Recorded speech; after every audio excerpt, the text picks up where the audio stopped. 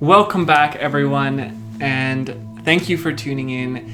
This podcast promises to be a mind-expanding journey into two divergent timelines of human experience. We are It's a Sign, and welcome to our channel. Today we're here to discuss the recent developments at Neuralink and the fascinatingly haunting path it's paving. But we won't stop at the technological frontier alone. We'll also explore the ancient practices and wisdom that suggests we might already possess incredible powers within us. The recent news about Neuralink's breakthrough in brain-computer interfaces has captured the world's attention. There's no doubt about that. Elon Musk's vision of telepathy through brain implants is both groundbreaking and horrifying. And as we navigate the implications and potential dangers of such advancements, we'll draw parallels to the ancient practices and cultures like the Aboriginal Australians and their telepathic Dreamtalk. It's a conversation that invites us to question the boundaries of human potential and consciousness. Can we achieve incredible feats through technology? Or do ancient practices offer a path to harnessing extraordinary abilities? In a special treat, we will also touch upon the remarkable realm of plant medicine, exploring how indigenous cultures have used it to access extraordinary states of consciousness and what lessons it might hold for us today. So strap in, sit back, and stay tuned and join us on this fascinating adventure to understand the powers of the human mind, both ancient and cutting edge.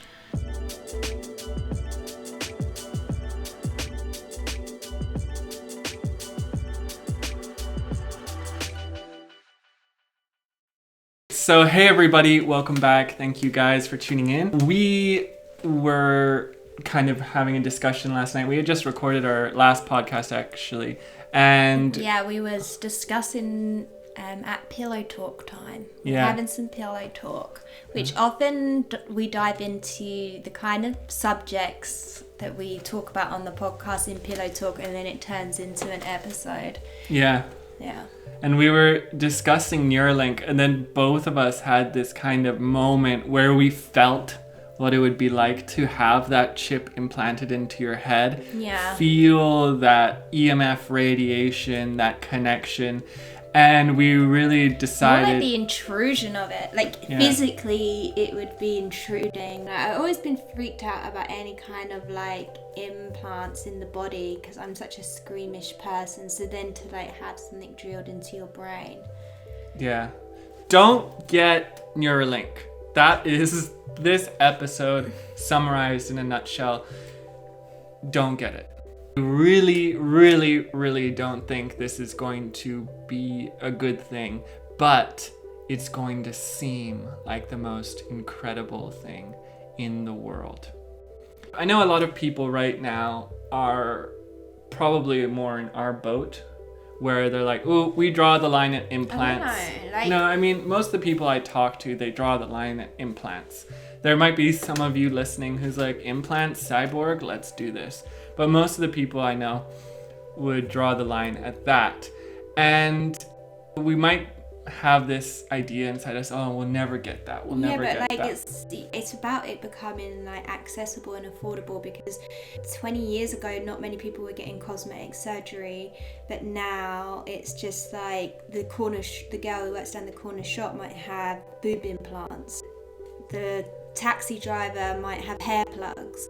These are all implants into the body that are still, they cause massive issues most of the time with the body, because the body rejects them because it's not supposed to be in there. But it's so popular now that, and what about all these fillers in the face and the lips? It's freaking everywhere. It's freaky. Personally, in my opinion, no offense, I don't care, people can do what they want, but it makes me sad that people don't accept themselves to that level. Yeah, well, what we're going to be seeing with Neuralink is not so much a superficial, I'm not so happy with my body. I'm not so happy with my own creativity, my own mind, my own intelligence. Yeah, but that's the thing. It'll start to be drip fed through us to social media, and not many people are trusting of these big tech conglomerates. But the thing is, for people to buy in, they're going to have to see good examples. And it's not going to be Neuralink that sells it to you. It's going to be the people around you. When someone has it, they're going to feel immense. It's exactly the same with, like, it's a really more intense version of any kind of cosmetic surgery, because the surgeons aren't selling it to you. It's the supermodels or no, but it's not cosmetic. It's not like cosmetic surgery. You're literally going to become a god, is what it's going to be like, is how is it's going to be sold. Humans, as a fundamental level, are going to become inferior. This is the shift that's happening right now. Once this technology becomes available and your brain can interface with technology on a telepathic level, there's going to be no more limits. You're going to be able to access Google. You will become Google. You become Google. That's what freaked me out the most yesterday. It's like, other than the physical thing, because I'm so squeamish, but the thought of who are you anymore? You just become Google. Yeah, exactly. You're going to become this omniscient Do sort you of... lose your own, like, I don't know, soul or consciousness? It'll be like you've got access to all the knowledge of humanity, the entire knowledge of the world. And it won't just be that. Like, if you're looking at the AI capabilities right now, we're kind of playing around with AI image generations. They're coming out with AI music and stuff. It blows my mind. Like, it blows my mind already what you can do with AI. It's insane. Like, I went from creating images a few weeks ago that they'd have too many fingers or missing a leg, right? But now, last night we were playing around on a new program which maybe you pay a subscription for, so maybe it's a bit better. Nothing like that was happening. It was like creating these like unbelievably perfect images just from our description, our really bad descriptions, like really kind of vague, but was actually creating beyond what we were asking for. Yeah, it like took the base level of our imagination. And I'll show you on the screen right now. There's Leonardo.ai has generative image AI, so you can start to draw kind of the outlines of an image you want, and you can give it a creativity level and a style, and it will start to fill those in. So you can do the light sketch of someone, and then Leonardo AI will come in and finish the rest off. Imagine that capability in your head. Yeah. So it's not like through a screen, you just think of what you want and then already an image is coming out. It's going to be sold as this evolution, this upgrade to human intelligence and consciousness. But at the same time, it's going to be moving us away from our own organic evolution. Let me just say one more thing. When you overconsume something, so like let's say social media, drugs, nicotine, stuff like that, one of the side effects of Xanax or something which helps to reduce anxiety is that because you're constantly feeding your brain a pill of Xanax, your mind will begin to atrophy because you no longer need to produce the hormones naturally to soothe your anxiety because it's being fed to you by a pill. So when you go off a Xanax or something like that, you will no longer have the capability or the organic capability to soothe your own anxiety. And that's exactly what's going to happen. I think it's like it takes like 21 days for unused parts of your neural pathways to start atrophying. When you have this implant in your brain and everything's being done for you through the chip, your brain's going to slowly start to atrophy. And that's really not a good thing. It's not going to be this like conducive interface. You're going to start putting all that capability. But you'd still be thinking this stuff before the AI does it, right? Yeah, you might still think of a couple things, but yeah, the AI will produce and you won't all be your thinking of answers though, would you? You wouldn't ever be like trying to figure anything out. Yeah, if you're trying to, let's say, come up with a philosophical answer, there is a very common saying: give a man a fish and he'll eat for a day. teach a man to fish and he'll eat for the rest of his life. It's something like that, right?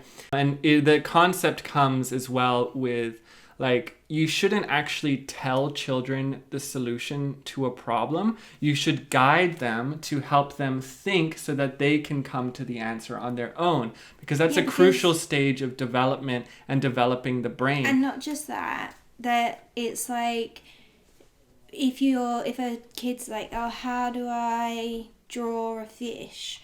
Then if you show them how to draw a fish, then you don't know, they could have drawn a fish in a really completely different way than anyone else normally does, and like actually create like a whole new style of art or something. And because their brain works differently, instead of drawing the outline, maybe they start with the scales, like just something different. It's like everyone has like a unique way of approaching things, right?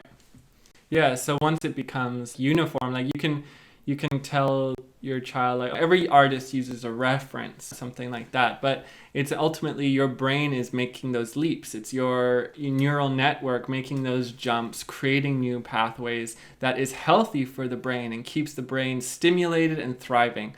It's known that everyone should always be continuing to learn new things, even into your old age. There's this whole kind of mainstream thought around science that your brain is way more malleable as a child, and then once you become an adult, it's less malleable. But that has been disproven in the recent years with neuroplasticity and that concept that your brain is actually always adapting. And not just your brain, but your genetics as well. You can alter those things. And it's only because we stop learning, we kind of get into a habitual pattern, that our brains begin to atrophy and come into all sorts of diseases that we're seeing nowadays, like Alzheimer's and everything like that, dementia. And this is the brain atrophying. It's like a muscle. You need to keep training it. And once you start putting all that power into Neuralink, then what you're doing is you're growing this AI and helping the AI evolve. But as humans, we're gonna cap out at a certain biological level until eventually we'll be replacing all our parts. But I think before we kind of get into more conversation, let's just run over one of the most recent news articles about Elon Musk, because a new milestone's been hit as they've put Neuralink into the first human subject. A groundbreaking procedure has been completed where the first human subject has successfully received a brain implant designed to enable wireless communication with digital devices. The individual, whose identity has remained confidential, probably for some obvious reasons. Could this go bad?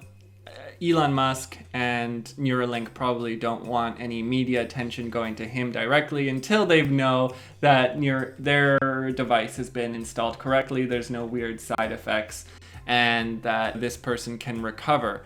According to Elon Musk, the individual is reported to be in good health and that the initial outcomes are encouraging, particularly in detecting neuron spikes, which is a crucial aspect of brain nervous system communication. And this development arrives after Neuralink received the green light from the Food and Drug Administration last May to begin human trials, targeting individuals over 22 years old suffering from conditions like quadriplegia and ALS, which impair physical mobility. And this was the initial aim of Neuralink. It was to give access to humans with disabilities who can't move, speak, or communicate to be able to interact with technology in order to do so. Neuralink's trial, named PRIME, Precise Robotically Implanted Brain-Computer Interface, which sounds like it's something out of a sci-fi novel, involves a robotic system for the precise insertion of implant wires into brain areas responsible for movement. So this surgery is actually done by a robot. The robot is surgically wiring this into the nervous system, which is quite advanced. And the implant aims to interpret neural signals, allowing individuals to control digital devices through thought alone, without the need for physical wires or movements. The implication process uses ultra-fine needles barely wider than a human red blood cell That's crazy. Ensuring minimal cortical damage. The ultimate goal is to implant a device that remains cosmetically invisible while enabling users to interact with computers and smartphones through thought. Now, Neuralink's implant, dubbed the N1 implant, features 1,024 electrodes across 64 threads and connects wirelessly to devices via an app, powered by a wirelessly charged battery. Musk has named this groundbreaking technology telepathy. Really annoys me that he's called it telepathy. Yeah. Because it's not telepathy. Anyway, I should hope not. Could you imagine like the nightmare of living in a world where we were telepathic but still fully embodied in ego? I know. It would be like that. You can't even imagine a worse place. It's literally hell. That would be hell. Well, you had to listen to everybody's egoic thoughts because we're all embodied in ego right now. Like, no one is Jesus. It's all right if you're around Jesus and listening to his thoughts, right? Because he's completely embodied in consciousness and love. But like, my thoughts drive me crazy. Imagine having to hear everybody else's. It's not that anyway. Well, I think what would happen is you'd have to have some sort of privacy settings, but even with privacy settings and the highest security, anything technological is open and vulnerable to hacking. But the way I'd imagined it is you'd maybe have like a privacy bubble, so other Neuralinks can't interact with yours unless maybe you open it up to someone, kind of how like Bluetooth works. You can only share files with people that you approve. But we live in like police run countries and states. Like, how long is it before pretty much everyone's got a Neuralink and now the authorities have a right to hack into your brain? Yeah, and scan your thoughts and memories. It's not only that, but like how much is subliminal messaging, targeted advertisement? Yeah, what about data? Like people selling your brain data, and then in your brain, like you're not even allowed to have control over what's coming in either. So there'll be like an algorithm, just like your devices now, and the cookie settings, and everything's reading all your data. Thoughts are private. Like, the one thing we freaking have are our private thoughts, like, even though, you know, most of the time you don't want them. Yeah. But like, it's not 100% true. Beings who have reached higher levels of consciousness. No, but it's different when you're not in ego. That's the whole point. Is like the society we live in, the level of consciousness we're at is pretty much completely run by the ego mind. So one's at a higher But how do you know you would be having those thoughts anymore once you're hooked to Neuralink? You could just be... You could just, become not yourself anymore? Not, like, just become a machine? Yeah, pretty much. That's thinking what it tells you to think, which is to run their ads and sell your data and... Yeah, because your thought would be... everything you're directing your thought to through the interface would also... be interfacing back with your mind. It's like we're already influenced so much by those things, and we have a degree of separation. We can close our screen, we can turn off targeted ads and stuff like that. So how would that begin to what alter about the us fact that you can't even have an iPhone without accepting the terms and conditions, which are effed up? You can't even have a TikTok without accepting the terms and conditions, which, you know, you just do, because to get by in a society you need to have those things a lot of the time in the Western world, like especially if you work online.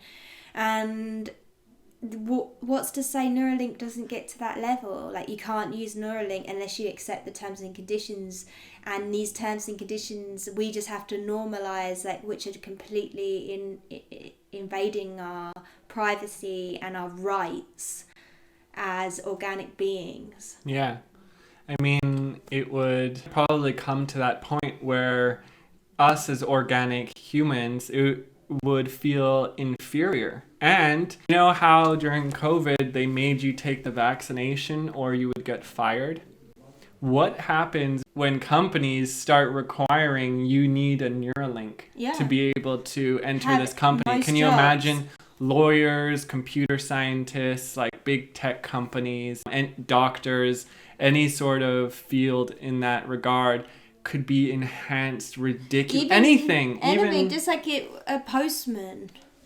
Yeah, exactly. And work for Amazon, yeah, lowest paid job, and yet still you have to have a Neuralink. Yeah, because you have to have a bank account. You know, like we still live where people exist still who never wanted to have digital money. And they lived in a time where it was all cash and they didn't even have bank accounts. Yeah. And like they didn't have to have a bank account. And now, I'm not saying there's anything wrong with bank accounts. I'm using it as an example of now you cannot work in society without one. So all those people were just ignored for not wanting to have to accept digital money. But they're now living in a world where you can't exist really without it. It's very difficult to live cash only. And right now our society is in a bit of a conundrum where technology is outpacing our ability to study it. It's growing so quickly that the studies we need to carry out are lagging behind. Like we might be studying something still that's a decade old and only just coming to the implications of that now. One of those things is social media, and social media, how it can influence mental health and everything like that. And we're seeing a huge mental health epidemic and pandemic across the globe as kind of social media begins to affect especially children and teenagers' self-esteem and sense of self, and it's kind of creating a homogenized being, like you were saying before in the beginning with all the implants, starting kind of with the Kardashians. But then everyone looks the freaking same. Yeah. But not just that, so many, it's hardly spoken about, but so many people are getting sick. Like we even know someone who's getting sick from implants. You know, it's a really common thing. So what about the Neuralink? This is not tested. If this goes widespread, it has been tested on a lot of animals, which is also controversial. But it's not been in trials long enough, in my opinion, for it to. What it's probably going to do is get released to the public and become very widespread very quick. And plastic surgery is making people sick. How's that not going to be making people sick? It's messing with their brains. And I know like the amount of studies with your phone and like it's like how it's not good to be in your pocket because it's causing like ovarian cancer, testicular cancer. It's literally a radiation box, right? So you don't want it near. Even when I just have a phone call and I have to put that phone call to my ears instead of put it on speaker, it like feels like my ears bleed because I'm getting that like radiation straight into my head. And even putting on Bluetooth headsets for a long amount of time gives me this weird feeling in my body because your body doesn't actually interact well with the electromagnetic frequencies of these technologies. Well, especially when you're not grounded, like there's a way of being able to use those technologies and be unaffected as if you was 8+ hours a day walking around barefoot on the earth. But even still grounded. It would affect you because those technologies are all vibration. So it might like... It's not, because once the energy is grounding out of you, it's not affecting you. That's the whole point of grounding. Yeah, but okay, maybe if you're using it while you're walking around on the earth. Because you're releasing it, it's not... going in but all frequency is affecting you all the time. So it would be like saying just because your feet are on the ground, that 5G tower in front of you is not going to affect you. It's going to still have its ripples through the fabric of space-time. And there's a reason we feel relaxed in very calm, beautiful, serene, natural spaces. Because the frequency that it's generating is conducive to our body. It's organic, and it holds a beautiful resonant frequency that makes us feel calm, at peace. Technology does not do that. It increases heart rate, it increases cortisol, which is tied to the survival instinct. It also releases shit tons of dopamine when we're interacting on social media, which gives emotional crashes and kind of depletes our dopamine levels. So that's why we're feeling like zombied out or drained when we've been doom scrolling. Well, the younger generations, they can't even watch a full-length feature film anymore because they're so used to short-form content. And like I've seen so many like Gen Z and Gen Alpha memes, like themselves, like making memes of themselves of like, how do people older than us, like, how have they watched films? Like, they just can't even sit through a film without falling asleep. Even my brother, who's into film, has trouble watching TV series or movies at home instead of TikTok. Yeah. And he's really into film, and he'll go to the... He's a filmmaker. He's a filmmaker. He makes movies. He'll still go to the cinema, but, like, we'll recommend these great series or things that I know he'll like, and he just like, oh, I can't really get into long form content right now because it's rewiring the brain to have these snap little form contents that's constantly stimulating. But like, oh my God, everyone I know, when they get lost to that time, you fall into the scrolling and you just lose yourself. And every time you come out of that, there's nothing good about that. There was something that I wanted to touch on back to the headphones, the Bluetooth headphones. Like, the point that I want to make here is that I never really wanted to use the Bluetooth headphones because I'd heard about, they're pretty damaging for the brain and everything. Yeah. But it gets to a point where it's like, having the headphone wires is like, I'm doing it while I'm gardening and doing my horses or cleaning the house. You keep yanking them out and it hurts your ear and you almost break your headphone socket. And then, so then you just end up giving in to the wireless, and then you're like, oh yeah, this is so much easier. You can't even go back to the wire. Right. But then it's like, with the phone, like, I just delete my social media apps that I'm feeling like productive with, because it's so easy to lose hours on there and come out of it like, what the F was I doing? You're just scrolling through some random person's stuff and it adds absolutely nothing to your life, and if anything just makes you feel depressed because you got sucked into it, because it's how the human brain works. Like, these apps are designed to do that. But what I'm getting at is it's scary how we, like me, someone who is really against a lot of this stuff, even I get pulled into it. Yeah. Yeah. Like, I'm against AI, but then last night we were working on doing like art generated images. Yeah, so that I was actually interested in making. And then suddenly I'm just like, oh my God, this is like really amazing. This is really fun. And completely losing touch in a sense of,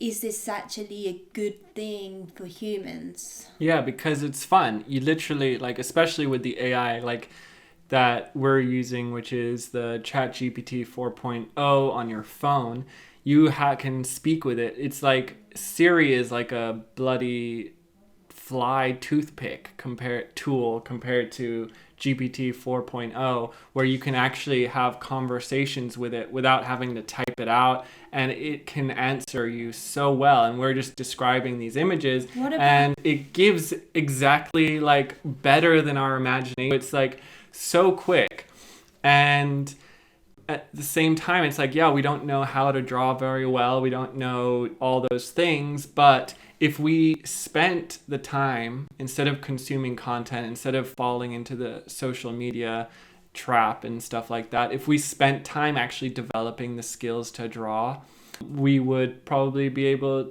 to do those things pretty soon. It would be a lot more fulfilling because there is that like issue with instant gratification. Instant, yeah. Yeah, so it's like there is something about instant gratification and then what is it, like long term gratification. So it's like there is actually a difference between like what it releases in the brain and like the level of satisfaction and the growth of the brain of doing something. So it's like, where does gratitude go when AI takes over? Yeah, because imagine gratitude for just knowing something, gratitude for having learned something, and the feeling of that, and having that understanding in your own brain without getting it from a device. Yeah, because imagine a child. Like, a child will scream for what they want, right? Let's say it's candy, which is not good for you. And every time they scream for candy, you give them the candy, giving them the instant gratification. They will start to develop bad habits. They'll start to know, I can scream to get what I want. And when I do that, they gain a sense of entitlement that I should be able to get that. So let's say they're adults now and they haven't resolved that, then someone won't give them their candy or whatever they've used to replace that. And then they'll feel entitled, like, I need this right now. And then they'll start yelling. And then that's when you see the Karens in the Starbucks going apeshit onto the bar. But we're going to have way more Karens at the rate we're going. And it's done. This same concept of instant gratification is screwed up. So it's the reason behind most mental health issues and relationship issues and all kind of issues. Because think of relationship issues. So in countries where we would have really high birth rates in the past, and now record low birth rates, and then what else is new over the last record high divorce 20 years rates? What is new? People using way too much porn. It's too easily accessible. It's really feeds your laziness. You don't have to do anything in order to gain something that's meant to be this beautiful human experience that you can have with another person. And people are also, completely moving away from intimacy and actually learning. It takes time of being in a relationship, and when you're using that stuff, it completely takes away from relationships, and then you wonder why the divorce rate is really high, why we're not having as many children anymore. And it's that grass is always greener, but in a different way, where it's I can just swipe onto them. That's the mentality that's starting. But it creates a chemical difference in your body. Studies have shown that men who use a lot of porn have really high estrogen level. Estrogen in men is not, off-putting to the woman. So if you're in a heterosexual relationship, and the same with testosterone is raised when they use it. So it really fucks up your chemical balance. And I believe all of this stuff does, your brain balance. Why do you think depression and anxiety are at an all high? They're so high right now. There's so much, and so much anxiety confusion is normal. On identity and all that stuff. But that's got to be to do with what is influencing our brains, technology. Yeah, and this is where we come. So Elon Musk, Neuralink, and probably a lot more new companies that will start to be surfacing up. Neuralink is just the first. iPhone was one of the first kind of smartphones that was out there, and now it's kind of become the mainstream. So Neuralink might be the first person to dip their toes into the water, but 10 years down the line, 5 years, a couple years, you might have an even better company, and they're going to sell you superpowers. And just as we've seen here with Elon Musk, he's selling telepathy, the ability to, it's almost like a like a magician who can control technology with their mind. This is going to be unprecedented, and that's what they're going to sell you. But we want to shift the topic of conversation right now, and this is where we need to open our minds, because we've been conditioned into a state of existence for a long time now, telling us that we as humans do not have any extraordinary abilities. We kind of push it all away to fantasy and things like that. But I have studied the deep states of meditation and yoga since I was 19 years old. I went to university to study the yoga history and philosophy. I've traveled the world and spoken with many mystics, and just you and me alone in our practices and moving towards deeper states of consciousness and interact with our cosmology, with nature on a deeper, more fundamental level, have had incredible experiences. And one of the things that I want to share before we get into how we've seen super consciousness and how we've been able to access these deeper states of mind that Neuralink is trying to sell you, I did want to kind of get into some of the other cultures. And one of those especially that I was really fascinated by was I was studying with a teacher who does pilgrimages all over the world, and she went and studied with this Aboriginal tribe in Australia, and she brought to me the concept of the dream time and the Dreamtalk. And so within indigenous cultures of Australia, many are known for their rich and intricate belief systems deeply rooted in the land, the earth, the planet, space, and timeless spirituality. One of the most captivating aspects of Aboriginal Australian culture is their concept of the dream time and the lesser known but equally fascinating dream talk. These concepts offer a unique perspective on the possibility of telepathic communication, not through Neuralink, but through ancient wisdom. So the dream time, known as Tiukurpa among the Anangu people of Central Australia and by various names across different indigenous groups, is the foundation of Aboriginal cosmology. It is a complex spiritual framework that encompasses creation stories, laws of the universe, and the interconnectedness of all living beings within the land. And this is something that physics is only just starting to come into. We know that dark matter makes up 99% of space.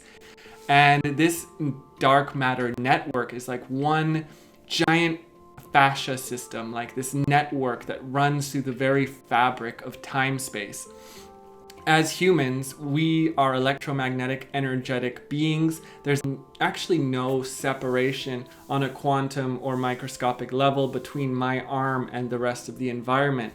These boundaries are only defined by the senses and bandwidth spectrum that we're tuned into right now. Once you begin to alter the frequency of your perception, your boundaries of who you are will begin to bleed into the rest of the world and the cosmos at large.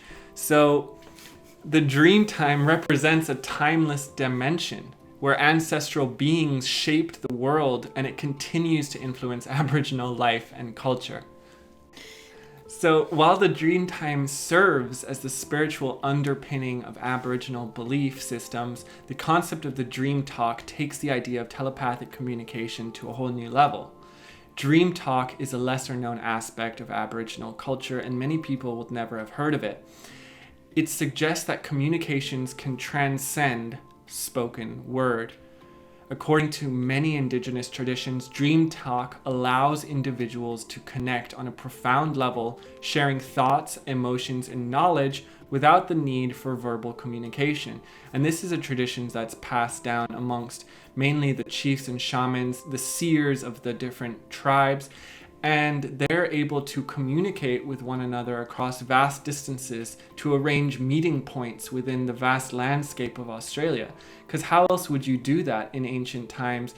Because you don't, a phone to instantly send a message. But in this dreamtime space, we can bridge that distance. And it's just like in our last episode that we did, if this solar event happens and people's consciousness gets like instantly advanced. Also, could it be happening because things like Neuralink are coming out and that we're going to lose our organic humanness? So this is a chance for humans to become advanced really quickly so that they're not outshined by the Neuralinks. Yeah. And the thing is, just like how I was talking with art, you could get AI to generate your image instantly, or you could learn to paint. Sometimes you'll get an instant download. You may have a spontaneous out-of-body Or a experience. child prodigy. Yeah, a spontaneous spiritual experience where you're suddenly granted knowledge, but most of the time it takes a bit of work. And if we took just half the time to dedicate ourselves to some ancient practices, some practices to enhance our consciousness, in spending it doom scrolling or on social media or consuming content, we would already be way more advanced than we are as a society now. But how long has like medical science it pretty much ignored the fascia? Yeah. And like what made me think of that is I have horses, and I was listening to like a horse medic interview recently who is specializing in fascia in horses, and finding out that like literally fascia has just been completely ignored. If you think like race horses and everything, there's a lot of money going into keeping these very expensive horses doing their job, right? And the medical technology for horses has just been looking at bones and muscles. Well, your fascia system interlaces everything, and that's a perfect metaphor for dark matter, because dark matter is not just out in, you know, everything we see within our physical world is actually only a couple percentage physical matter. The rest is empty space, and then within that empty space is that dark matter. And if you imagine that the fascia is this like spidery network, it holds everything together. It frames and holds everything together. But even in human health, it's not enough. Like the fascia, it holds all of the emotional energy. Yeah, and traumas. A lot of it. Well, our whole body holds. Even if you hurt yourself, that the fascia will congregate to where you've hurt yourself and start to clump together to protect. And harden, crystallize. And then that's when you start to experience stiffness and pain, inflammation. Yeah. And to just give you a better visual, it interlaces within organs, within bones. It's not like an external system. It's all interlinked. And through the medical industry and kind of the phenomenon of the modern human mind is that we love to label, segment, and separate things. Yeah. But the human body is one. It's all working collectively, and the fascia system is like the blueprint wiring network that kind of interlaces through everything. As the nervous system, which the yogis call the nadis, and how they all interact. What I was getting at with that was just the point of we're only just finding this stuff out now about our own bodies, and we're only just starting to look into and wonder about dark matter. Is like this stuff is very new and just being explored, but very much the makeup of our reality, in every sense. And so it's exciting times, because I think once we actually start tapping into the power of that, then we're definitely gonna be raising our consciousness. Yeah, and I have had experiences with some other dimensional beings in deep states of meditation, and the way that these beings communicate is not through words. Within, spiritual communities or people who have begun to dive into kind of extra human capabilities, they normally communicate in frequencies that carry emotional imprints as well as images and a knowing sense that allows you to interpret all of that. So when they're all combined together, you can deduce meaning from those things. So you'll get a stream of emotion incorporated with images, as well as a instinctual knowing about what those things are about. And that is the advanced form of communication that is being talked about when we're speaking about the Aboriginals and these ancient practices and Dreamtalk. Verbal communication is actually quite low and primitive, because verbal communication relies on the idea of labeling things. And we've labeled, let's say, a tree. And once it becomes a tree in our head, it is solidified into that. science kind of accepting new ideas, archaeology accepting new ideas of the past, because once humans label something and cement it as truth within their mind, and this is a phenomenon that occurs because of our language and because of the way we separate ourselves from the world. And so it's not until you remove your kind of label around what that is that you can actually begin to truly see something for the first time. And the yogis have this practice where they focus their attention on an object, and it could be the flicker of a candle flame, it could be a tree, an effigy, or a stone statue.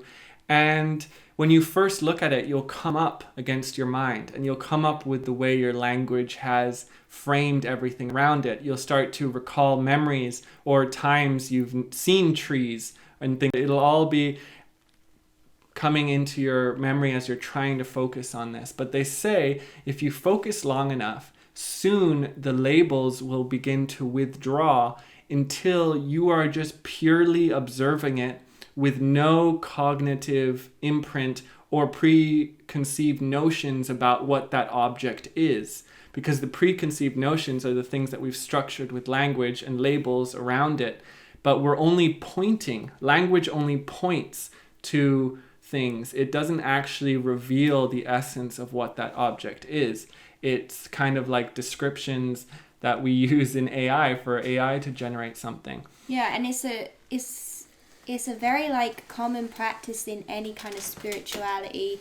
If it's one of the main practices in A Course in Miracles, which is a really good spiritual study and course that you do that basically does that same thing of the objects and really getting into consciousness. And witchcraft and paganism all do a lot of candle gazing and stuff with that same kind of intent. Yeah. So it is like really proven it, but not as easy as it sounds. Yeah, and I've done this practice more times than I can count, and I can tell you what happens once your mind withdraws from the external faculties that it's labeled on the external world. You see the object for what it truly is, and that is its essence, its energy. And what happens is quite profound. The object actually begins to dissolve its boundaries, and you see it in this light. It's very hard to describe. You kind of see it as a coagulation of energy. Maybe you can even if it's a water bottle has a living essence inside it. The water bottle ceases to become a water bottle, and it just is what it is. And what happens is that becomes a reflection. And actually you see that when you're pure awareness, that you're not separate from that water bottle, and the water bottle is not separate from you, because the mind inhabits all of space, but we contain it within the mask or limits of our egos and our identities to our bodies and our attachment to our bodies. But yeah, let's get back to kind of the Aboriginal side of things, and to understand the connection between the Dreamtime and Dreamtalk. It's kind of like what we've been talking about right now. It's that the Aboriginal Australians believe that everything is interconnected, and that the Dreamtime serves as a bridge between the physical and non-material realms. And we want to avoid using the term spirit, because I think spirit is just something magic. You know, there's a quote, magic is just technology we don't understand. And I think spiritual is used to describe less immaterial or less dense kind of realms of existence. Proven by science. Yeah, things that are kind of beyond our typical sense bandwidth, basically through the eyes, ears, and our gates of perception into reality. And so basically in this context, Dreamtalk becomes a natural extension of the Dreamtime, enabling individuals to access and share the wisdom of their ancestors and the land itself. And something that's very common with Aboriginals is songlines. And native Aboriginals can walk the land and tune themselves to these songlines that their ancestors installed. And it's a pathway within the fabric of space-time where they've sung a song, installed it within the literal firmament of space-time. You know, a descendant walks onto that line, they will hear the song and they can follow that song. And that song will often lead to sources of water, sources of food, spiritual places. And this is something that, you know, most people will dismiss as crazy talk, but it is a phenomenon that exists. And telepathic communication, as understood through Dreamtalk, is not about and words, but it's a profound form of empathic resonance. Think of something, I'll say it out loud, and you... It's like even just for my job, obviously I'm a tarot reader, and you know, people are just like, oh my god, I can't believe it, how are you so spot on, how are you so correct? But it's like, I do it exactly that way through energy. I don't have like a voice. Like sometimes I might hear stuff, right, but like my main way of reading is I feel it and then I interpret the feeling into, like, you know, it's just there's no logical way of doing it, but it works, and I make money like doing it. Interpreting an emotion. Yeah. We know what sadness feels like, right? We know what happiness feels like. That's a feeling. And those are very base feelings. It's like saying the color yellow and the color green, or they're kind of, you know, it's green and blue and red are the primary colors, right? So we have our primary emotions and our primary feelings, but then subtle things, you know, one color is a mix of midnight amethyst, cyan, fuchsia, you know, like all these different colors mixed together, hints of gray, of white, you know, color mixing. And that's kind of how an emotional feeling will be able to be interpreted by us. And that's what happens when you deepen your nervous system and understand the intricacies of how the human body can truly feel. And she's talking about a sense of feeling, but of course we have multiple senses, and that's why people can see visions. Sometimes I get audio. So imagine a mix of everything. Imagine a mix of everything. Scent, vision, sound, and feel. All those things mixed together, you can transmit those things. Especially in the yogic tradition, they have a whole thing, and I've spoken with people who have received this phenomenon. It's called a Shaktipat. And it's where a very awakened being can transmit knowledge or understanding just by touch. And they're doing that by passing their electrical current, their energy through the human body into another person, into another person's body, and they're transmitting this knowledge. That's why... but there's so many studies with quantum physics. Like, you can look it up. Like, there's so many studies done. So, you know, someone's heating a penny up on the fire. And I think the first one was with a little boy, and then they say to the little boy, you know, they put the penny on him blindfolded that's not been on the fire, and they said, I'm going to put it on the fire now, and it's going to penny on you. But they blindfold him, and they put the cold penny on him again, and he screams in pain as if it's the burning hot one, and it even blisters like he got burnt with a penny. And they've done this multiple times. Yeah, it's but there's also the brain can, it's like what you believe as well can literally create your reality. Yeah, and there's studies that show, like, they'll be giving people like lots of stimulant images, and then one will be like a really scary image that will spike the nervous system. And the studies show that the nervous system spikes a couple seconds before the image is actually shown. Yeah. So something in the body already knows what's about to happen. And so these are all just examples. Aboriginal elders can often describe dream talk as a silent conversation of the soul, transcending the limitations of language. And one thing that I've noticed is that our reality is very loud. It's very loud and on the surface. Distracting. It's distracting and loud, but when you get into a deep state of meditation, this silent conversation, this voice, or this feeling, it's almost like they get buried beneath all the jumble of TikTok, all the and then social media, not that, your own thoughts, all the words in your head. Yeah. all the things you have to do. You have to be tuned into a deep state of awareness to be able to pick up on these messages. But that's why we've been conditioned out of like our natural abilities, and with things like keeping us busy. You're too busy to do everything you have to do, let alone add like meditation things, and you know, you hate what you do. So this is like most people, right? So they're spending 50 plus hours a week doing something they don't really want to do just so they can make money, just so they can live and pay the rent and barely scratch by. So then how do you feel after being drained to that level?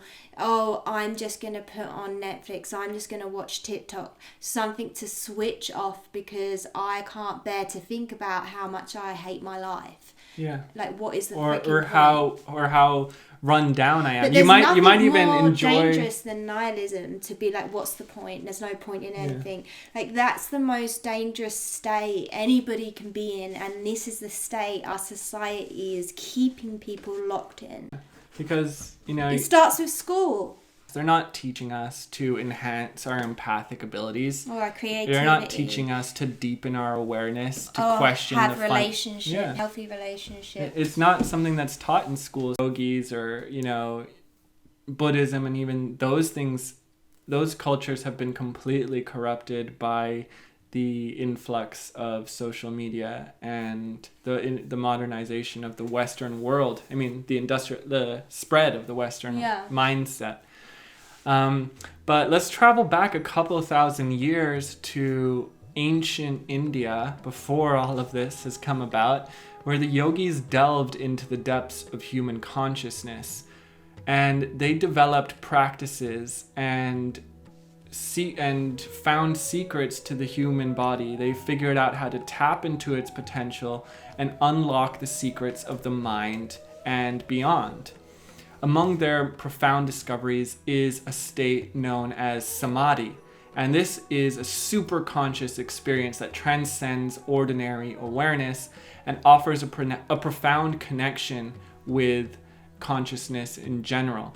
And I'm trying to avoid using spirit or divine because I think that's a whitewashed version of what it is. This is actually a form of yogic science. These yogis tested and repeated and wrote down their findings for thousands of years. This is a science of the human body and how to develop deeper connections and expand the mind beyond it. And basically, Samadhi is one of the kind of groundbreaking things within yogis, and it is the final limb of achievement. It is a deep state of meditation and unification with the cosmos. It represents the culmination of yogic practices at attaining self-realization and spiritual enlightenment. Now, self-realization, you might be like, oh, I know who I am. I like this. I'm a craftsman. I chop wood. I'm giving my examples. I like to do bow and arrows, archery. God, my head. I like to do bow and arrows. If anybody needs a Neuralink, it's us too. I'm a writer. I love nature. So those are all things we might identify with our sense of self, external things. But what's happening here is that Samadhi is the attaining of the true realization of what we are. And that is pure awareness that is unlimited by the body. Awareness that can soar across space and time. Awareness that can dive into deeper secrets of the universe, unrestrained by our mental faculties and the conditionings of our world. And there are a couple stages of this, and even this is like the base level. Like that, this was found thousands and thousands of years ago, and since this state of consciousness was discovered and other people started achieving this state of consciousness, they realized actually, wait, we can take this way further, and now there's a whole branch of states of consciousness that one can achieve through different varying paths of yoga.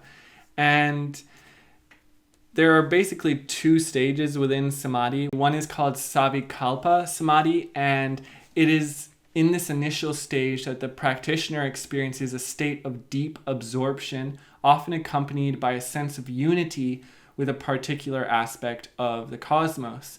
And they may still maintain some awareness of individuality and the external world. So they might still have this sense of I am, that is, kind of basic understandings that they're unique or still individualized. And you can experience insane, otherworldly visions, heightened intuition, and profound insight within this state of mind. And the final stage is called Nirvikalpa Samadhi, and it is the highest state and is characterized by a complete absorption and sense of oneness with universal consciousness. So when we're talking about universal consciousness, we're talking about awareness, everything. Understanding of matter, how things connect, understanding the universe without external instruments. And this is what's going to be sold through Neuralink. You become Google, I read this book once that was like a fantasy dystopian. I think it was called Finding Eden, and then the next one was called Escaping Eden, something like that. And it was the story is that the main character was a human, an organic human, but lived in a world where everyone had advancements made to them.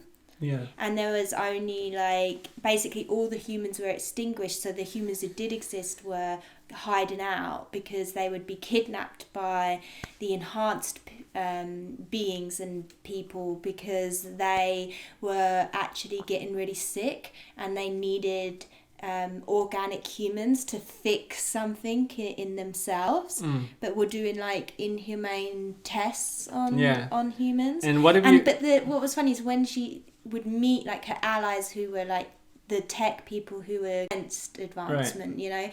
They would make jokes in a way of oh my god, you're ugly or simple or right. not intelligent. Right. Yeah. And it was just it was a really interesting book, but wow, not who you want to live in. No. Because these were advanced. Well, if you want to read about real superpowers, you can watch actually our video on ancient yogic superpowers, as well as I highly recommend reading an autobiography of a yogi. This is when a time in India, kind of before modern age took over, and there were still quite a lot of realized yogis in the time, and they had a range of all sorts of superpowers, from being insanely strong, being able to wrestle tigers, to it's a really famous to be book. able to produce scent out of thin air, which seems like a strange superpower, but why not?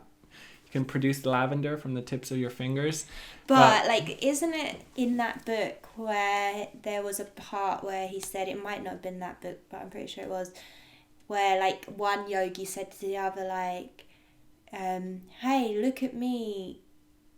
All day he'd been trying to levitate the yogi, and he's like, hey, look at me, and he levitated over the water, and then the other yogi saw him, went to him, oh hey, look at me, and just walked over the bridge. He was like, I did the same thing, but I didn't spend all day sitting here trying to do it. Yeah, well, the ultimate thing of yoga is that there is this spiritual ego. That's the point of the spiritual ego. Don't go into doing this so that you can levitate, so that you can produce scent and be like, look at me. Yeah, and the because powers it's so hard to people who go into doing that and dedicating their lives to it. That is majority of the time ego run.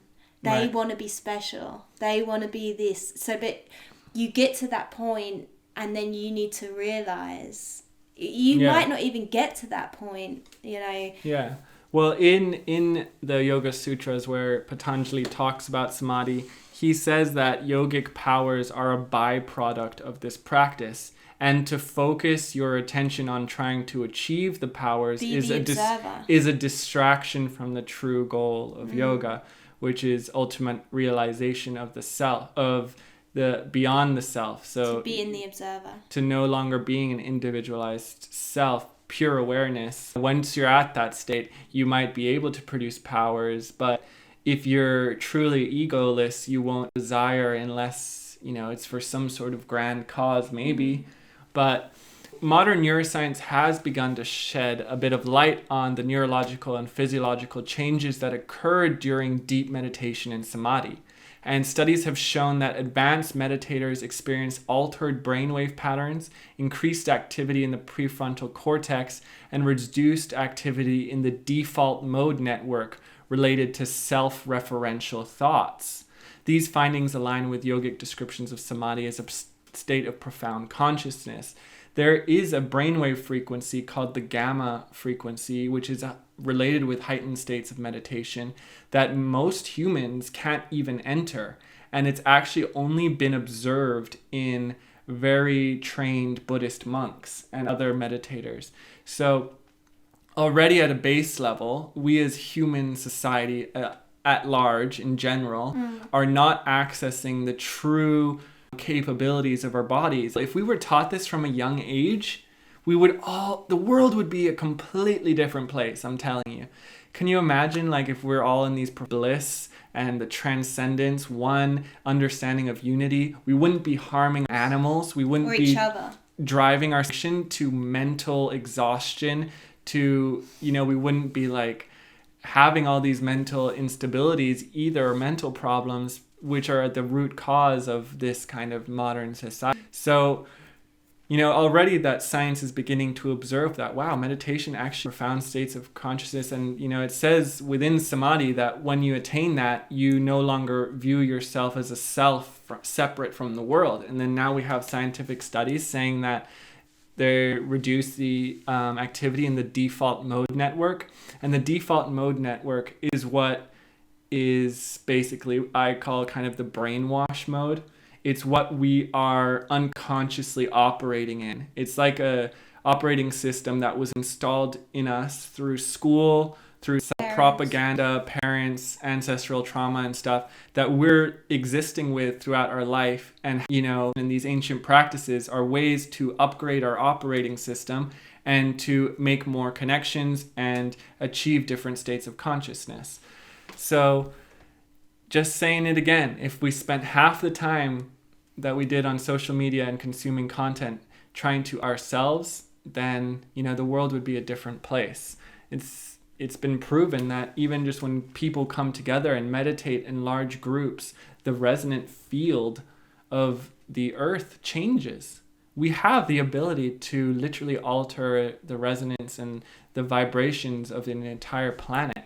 But we're shoving, silicone in our breasts. We're pumping ourselves with harmful toxins. We're inputting chips into our brain because we've been told that we don't have the ability to change this.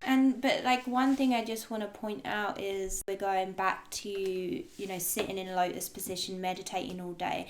A state of meditation can be done while you're doing your work, while you're washing the dishes, while you're even communicating with your friends and your partner.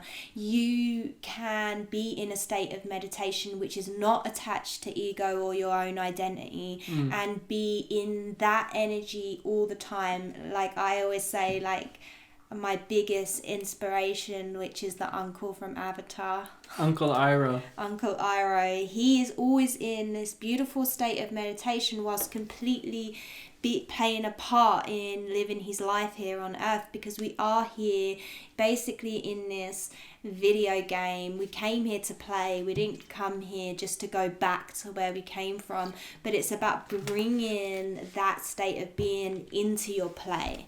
So I really think it's about us mastering that side of meditation and in where we're at right now. But it's like I was saying last night, it's like you do need to practice swimming before you jump into the ocean. You can't just jump into the ocean. I mean, in Russia, they throw their babies into the ocean and they just know how to swim instinctively. But at a certain level, you've been programmed out of that. Like once you grow up, maybe that instinct is not there or available for you because you've been programmed otherwise. But it's always awareness, like if you're washing the dishes or whether you're sitting in a lotus position or listening to a guided meditation, it won't change the intrusive thoughts. But it's hard to the awareness of the intrusive thought and constantly going through that. You can, maybe you can't. But it's like hard to do like a deep breath work practice to increase the pranic energy within your body so that you're nervous system has a larger capacity for more electrical current to pass through. Because you might, sometimes you just need to plug in and charge. You plug in your phone every night. You get religious about plugging and charging your device. You get religious about, maybe brushing your teeth or taking a shower. Where is that attention to your consciousness? One thing that I really admire. I'm not saying that's not important. No, I think I love sitting down, lying down, meditating more than anyone. But the point is that some people, you see these, like, we watch that Cody Co morning routine, and the guys in it, like, I sit down with my app and I do my 10 minutes of meditating a day, and then completely forget about the meditative state for the rest of the day. No, it's meant to carry it on into the rest of your day. Yeah, but they don't mention that. They see it as, this is my like block a tick time. Box. Yeah, and I've ticked off meditation, when meditation should be a constant, like something you're constantly working at throughout your day. And it's like about plugging back in and reconnecting to your sense of self if you've gotten lost in your thoughts again. And one thing I really admire about the Muslim religion is their prayers 5 times a day. I think that's a very beautiful practice. And, Muslims are not behind in the world. Look at the world right now at large. They're thriving, right? Yeah. And still they have time 5 times a day to practice their prayer.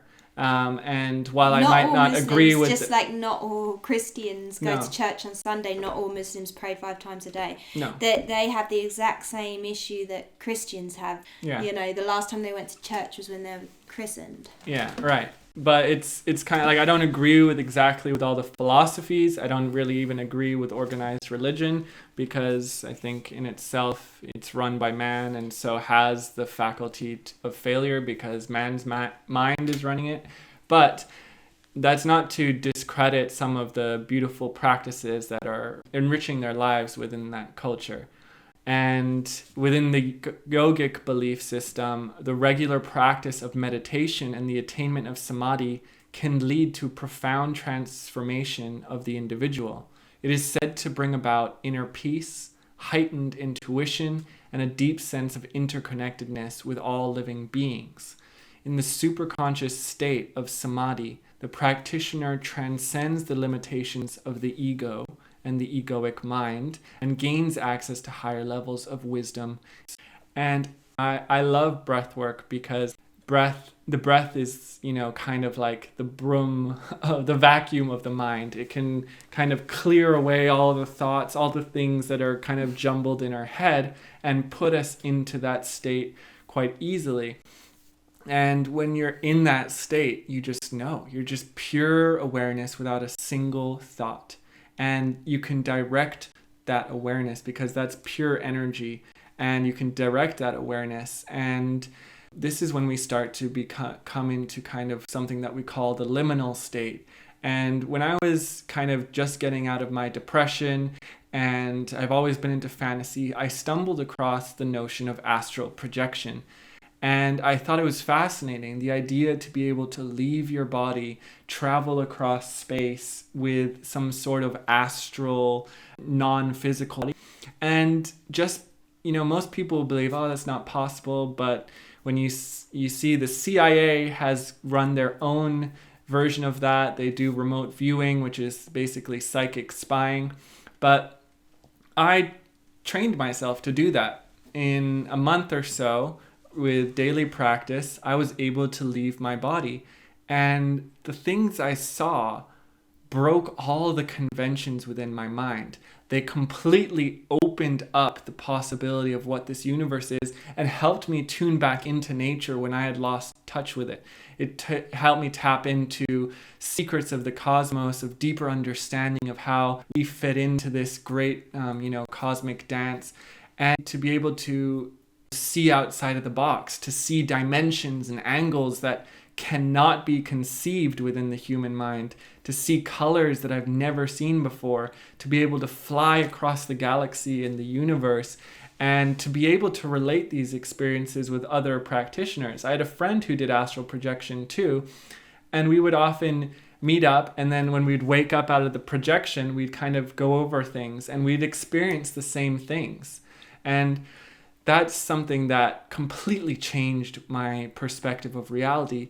And one of the greatest things it did was removed my fear of death, because I understood that there's something more than the body. And I used to be so scared of death. My friend and I would freak each other out thinking, dude, we're just going to be nothing, man. You know, we're going to be nothing. And that's what we're kind of taught. But I saw like beyond that, and just having that fear of death removed, just that alone can offer such liberation in your everyday life. So, yeah. And kind of one thing that opened the gateway into these things, sometimes you might not be able, because you're conditioned, to grasp the concepts that we're talking about. Many of you will, and that's amazing, and we'd love to hear your feedback and things like, do you think that, you know, I really want to start pushing this organic evolution. You know, organic evolution, we don't need these machines to become greater. We already have those capabilities. Graham Hancock, who said that all politicians should at least have had 12 sessions of ayahuasca before they can be considered for election. And it's because the natives and the ancient people also developed technologies through plant medicine. And plant medicine can offer a window into these states of consciousness that we're talking about. They figured out, especially with ayahuasca, they figured out, okay, if I combine the root of this plant and the bark of this plant and then stew them together, I can break down an enzyme in my gut that blocks the production of the release of DMT. And DMT happens when we're in deep states of meditation. It's in our pineal gland within our brain. We release DMT during deep states of meditation, dreaming, or when we're about to die. And they figured out, oh, we can actually open the window past the veil and see what's there. I think like that is more about just how much we've lost touch with our intuition, because like, what about the grandmas in Italy who have been passing on their tomato sauce recipe for generations, and way before they had the science or the information to know, knew to take the skins and the seeds out of their sauce because this would cause like irritable bowel syndrome and issues in the gut.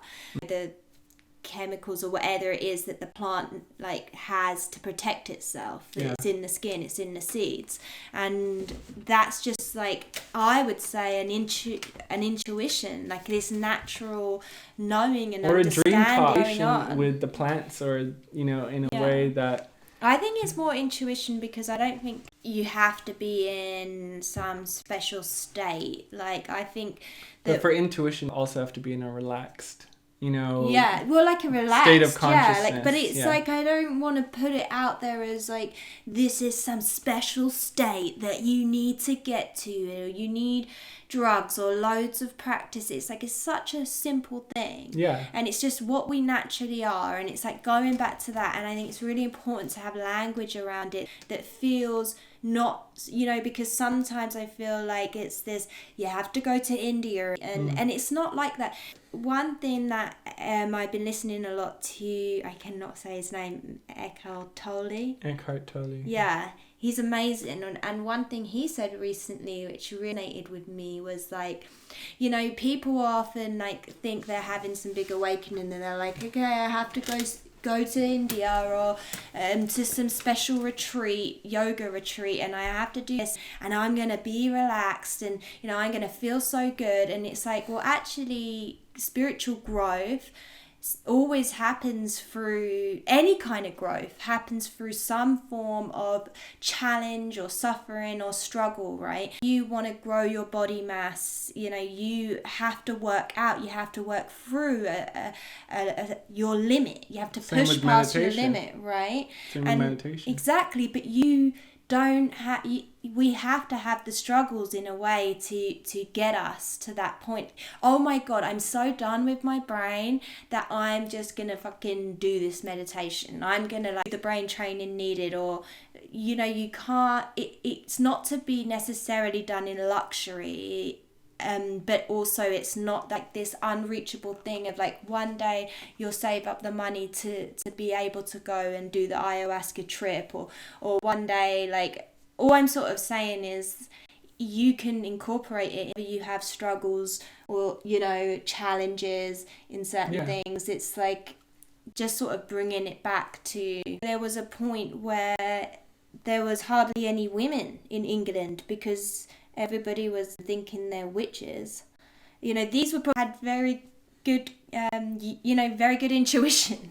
Yeah. And it was just seen as evil. Yeah, so you can see, like, kind of why we've reached this state. And I'm not saying that the true teachings of Christianity and of Jesus are, I think they're beautiful, the true teachings. I'm saying that man-made power religion, all of Christianity spread started with hundreds of sects of different Christian Christian beliefs, warring against each other, murdering one another, fighting for power, and also burning knowledge and destroying the beliefs of other cultures. You know, we see it in South America, in America, the pagans even in our Western world. All of it was destroyed and obliterated for this one narrative, and it was for control. The church is for control. There might be some people within it that want to teach the true teachings, but as a conglomeration, it is power, and it has a lot of money, and you can see what it's doing. And the counter was atheism. When we were given force-fed such a strong, like, religious and spiritual thing, then the counter thing was atheism. Like, no, none of it. Science, practicality, matter, you know, like all of that stuff. And then we became hyper-focused. Science is constantly being updated and proven wrong. And the whole point of being a scientist is to be open-minded and always willing to be proven wrong. And some people have lost touch with that. But I was I was on YouTube at like 2 a.m. once, and I was watching this science guy talk about plasma and stuff like that. And he was talking about, like, the true motive of science is about discovering the depths and inner workings of the universe. And that's exactly what the goal of kind of yoga is. And I think, you know... Well, it's about the inner world, the inner self, the inner journey, which is everything. Because when you go within, just as Trey was saying earlier with the tree example or the candle, you realize that you are that, you are everything. There is no separation. So by going within and understanding that and losing your identity, then you can actually understand everything, right? It's sort of what you're getting at. And I agree, like, with going back to our last point, because it's getting quite long, the podcast now. I think that plant medicines can be amazing teachers, and I think especially if it's from your own culture and where you grew up, extra beneficial and meant for you, you know, to discover. So I do think that there is obviously an issue, as with anything, like absolutely anything can become a crutch, right? There's a lot of people who, you know, they get addicted to going and doing ayahuasca or whatever it is, weed, mushrooms. But as Trey said, I do agree that they can very easily become a crutch, you know? So it's... And used in the wrong setting. You're disrespecting it, because plants live. They have a consciousness. Everything in this world has a consciousness, even stone and wood, things that we might, you know, even cut wood, anything, a table, everything has a form of consciousness. Of course, these plants have a deeper sense of consciousness. Just think about what biting into a single psychedelic mushroom can do to your mind. That is the consciousness it's representing.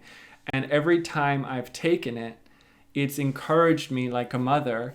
Now, find your own way to get there, to get here. But not with everyone. Like, a lot of people get very addicted to. Yeah. And you don't have like a naturally addictive personality. I do. I don't know. I find I'm addicted you're to quite nicotine. Good. Yeah, but I watch content. I used to be addicted to gaming.